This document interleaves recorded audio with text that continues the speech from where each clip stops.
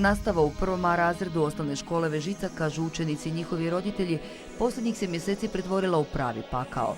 Roditelji tvrde da su njihova djeca gotovo zamrzila školu, jer ih je na svakom školskom satu jedan učenik iz razreda maltretirao i ometao nastavu.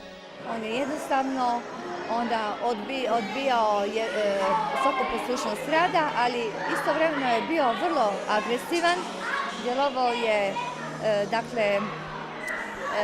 neurotično, djecu je počeo uznemiravati, stvari im bacati sa klupa, prevrtati klupe.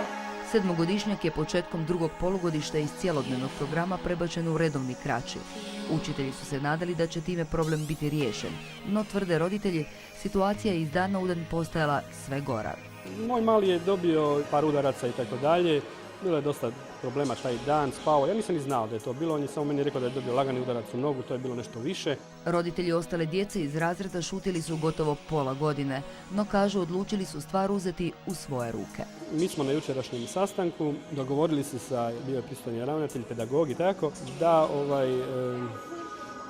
ne šaljemo djecu svojevoljno, ne šaljemo djecu na nastavu dok se taj problem ne riješi. A djetetu je, ističu, prije svega potrebna pomoć. Naime, prije nekoliko dana u bolnici Kantrida dijagnosticiran mu je ADHD, poremećaj u ponašanju i potreban mu je prilagođen program školovanja.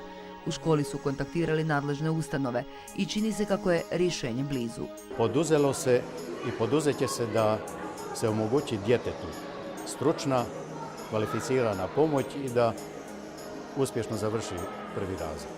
U četvrtak će grupa roditelja ponovno razgovarati s ravnateljem. Tada će odlučiti što dalje, pustiti djecu u školu ili pak bojkotirati nastavu sve dok nasilni prvašić ne bude premješten.